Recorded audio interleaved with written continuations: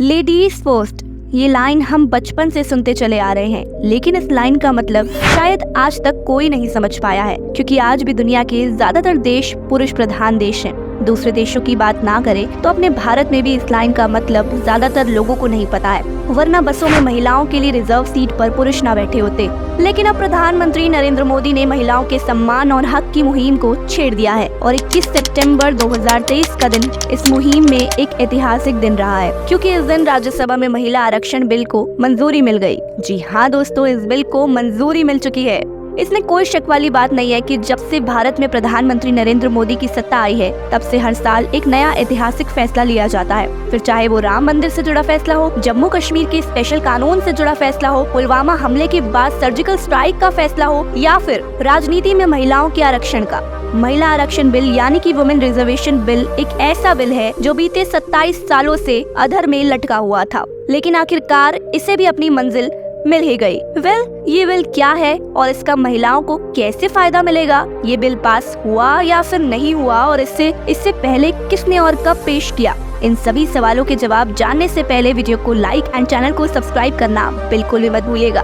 दोस्तों, लोकसभा और राज्यसभा को मिलाकर अब तक 7500 से ज्यादा कैंडिडेट्स इन दोनों सदनों में काम कर चुके हैं। वहीं इनके उलट अगर हम महिला जनप्रतिनिधियों की संख्या देखें तो ये सिर्फ 600 पे आके रुक जाती है। लेकिन 19 से 20 सितंबर को लोकसभा और 21 सितंबर को राज्यसभा में चर्चा का विषय रहने वाले वुमेन रिजर्वेशन बिल के पास हो जाने के बाद ऐसा नहीं होगा, क्योंकि इसके बाद लोकसभा में महिलाओं की भागीदारी बढ़ जाएगी, क्योंकि इस बिल के जरिए उन्हें लोकसभा सहित विधानसभा में 33% आरक्षण देने का प्रावधान रखा गया है। अब बात करते हैं सीट्स की।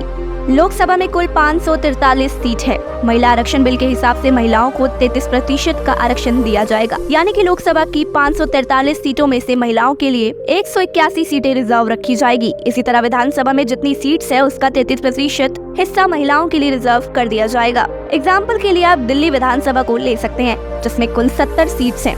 अब इसका 33% करे तो कुल 23 सीटें महिलाओं के लिए रहेगी, और ये रिजर्वेशन किसी एक स्टेट में नहीं मिलेगा, बल्कि ये पूरे देश में लागू होगा, यानी सभी राज्यों और केंद्र शासित प्रदेशों की विधानसभा में महिलाओं को 33% आरक्षण दिया जाएगा। लेकिन लोकसभा और विधानसभाओं से हट के राज्यसभा और विधान परिषद की बात करें तो इनमें महिलाओं को किसी तरह का आरक्षण नहीं दिया जाएगा। इसके अलावा जो रिजर्व कैटेगरी है, यानी कि SC और ST, इनसे जुड़ी महिलाओं के लिए भी अलग से किसी तरह का आरक्षण पेश नहीं किया गया है, बल्कि लोकसभा और विधानसभा में इसी 33% में SC और ST की महिलाओं को भी शामिल किया गया है। मौजूदा समय में लोकसभा में कुल 84 सीटें हैं, जिन्हें SC जबकि ST के लिए 47 सीटों को रिजर्व कैटेगरी में रखा गया है। अगर ये बिल पास हो जाता है तो लोकसभा में 84 सीटों में से 28 सीटें SC कैटेगरी की महिलाओं के लिए रिजर्व हो जाएगी, जबकि 47 सीटें जो ST के लिए रिजर्व है उनमें से 16 सीटें महिलाओं के खाते में चली जाएंगी। ST SC से हटके OBC महिलाओं की बात करूं तो इन्हें लोकसभा में किसी भी तरह का रिजर्वेशन नहीं दिया जाता है।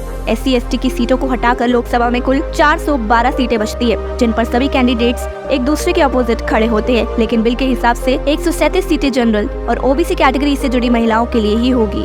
यानी हम ये कह सकते हैं कि मोदी सरकार हर वर्ग हर जाति से जुड़ी महिला के लिए ये फैसला ले रही है, जिस वजह से देश भर की महिलाओं में खुशी की लहर दौड़ रही है और महिलाएं मोदी सरकार को खुलकर समर्थन भी दे रही है। लेकिन महिलाओं के समर्थन से ये बिल पास नहीं होगा, बल्कि इस बिल को पास करवाने के लिए हमारे कॉन्स्टिट्यूशन का आर्टिकल नंबर 368 काम आने वाला है, जो ये कहता है कि अगर सेंट्रल गवर्नमेंट के किसी भी कानून या बिल से स्टेट के राइट्स पर कोई असर होता है तो इस तरह के मामलों में कानून बनाने के लिए कम से कम 50% विधानसभाओं की मंजूरी लेना जरूरी है। यानी अगर प्रधानमंत्री नरेंद्र मोदी महिला आरक्षण बिल को पूरे देश में लागू करना चाहते हैं तो उन्हें कम से कम 14 राज्यों की विधानसभाओं से इस बिल को पास करवाना भी होगा।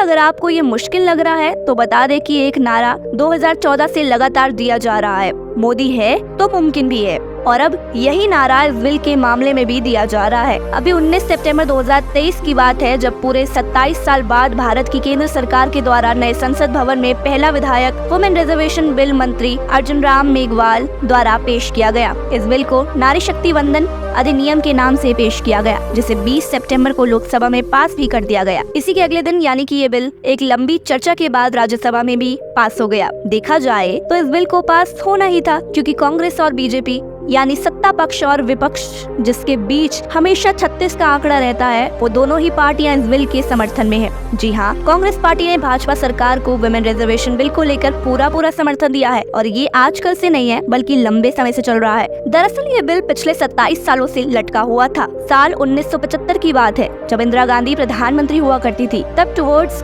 इक्वालिटी नाम की एक रिपोर्ट आई थी। इस रिपोर्ट में महिलाओं के आरक्षण की बात कही गई थी, जिसके बाद राजीव गांधी ने भी अपने प्रधानमंत्री काल में यानी कि 1980 के दशक में पंचायत और स्थानीय निकाय चुनाव में महिलाओं को 1/3 रिजर्वेशन दिलाने के लिए एक विधेयक पास करवाने की कोशिश करी थी। लेकिन अफसोस कि राज्य की विधानसभाओं ने उनका साथ नहीं दिया और वो महिलाओं के लिए आवाज नहीं उठा पाए। कुछ साल बीते और 1996 में एक बार फिर महिला आरक्षण दिन चर्चा में आ गया और इसकी वजह से ही HT देवेगौड़ा है। इन्होंने पहली बार 12 सितंबर 1996 को 81वें कॉन्स्टिट्यूशन अमेंडमेंट के रूप में महिला आरक्षण बिल को पेश करने की कोशिश करी थी, लेकिन उस वक्त मुलायम सिंह यादव और लालू प्रसाद यादव इस बिल के खिलाफ थे, जिस वजह से ये बिल पास नहीं हो पाया। इसके बाद 1998 में अटल बिहारी वाजपेयी की NDA सरकार में थन्बी दुरई ने इस बिल को पेश करने की कोशिश करी, पर कोई कामयाबी उन्हें नहीं मिली। फिर 1999 में, 2003 में, फिर 2010 में ऐसे ही समय पर इस बिल को पेश करने की कोशिश तो की गई,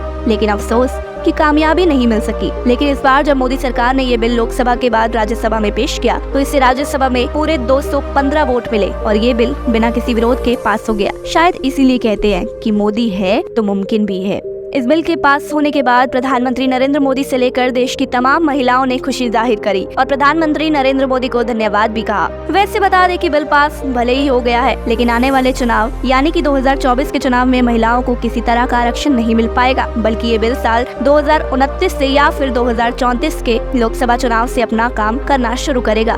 ऐसा इसलिए क्योंकि जब तक जनगणना नहीं हो जाती तब तक परिसीमन यानी कि डेलिमिटेशन नहीं होगा और अभी 2021 की जनगणना नहीं हुई है। 2024 के बाद जनगणना होने की आशंका है। अब जब 2021 की जनगणना होगी तभी लोकसभा सीटों का परिसीमन होगा, जिसे संविधान के तहत 2026 तक रोक दिया गया है और फिर कहीं जाकर 2029 या फिर 2034 से महिलाओं को इस आरक्षण का फायदा मिलेगा। लेकिन महिलाओं और प्रधानमंत्री नरेंद्र मोदी को इस बात की बेहद खुशी है कि वुमेन रिजर्वेशन बिल बिना किसी विरोध के लोकसभा और राज्यसभा में पास हो चुका है। वैसे दोस्तों, आप इस बिल के बारे में क्या कहना चाहेंगे या फिर मोदी सरकार के बारे में आपकी जो भी राय है आप मुझे नीचे कमेंट्स करके जरूर बताइएगा। और अगर वीडियो पसंद आई हो तो वीडियो को लाइक एंड शेयर करना बिल्कुल भी मत भूलिएगा। मैं मिलती हूँ आपसे बहुत जल्द अगली नई वीडियो के साथ। तब तक के लिए धन्यवाद।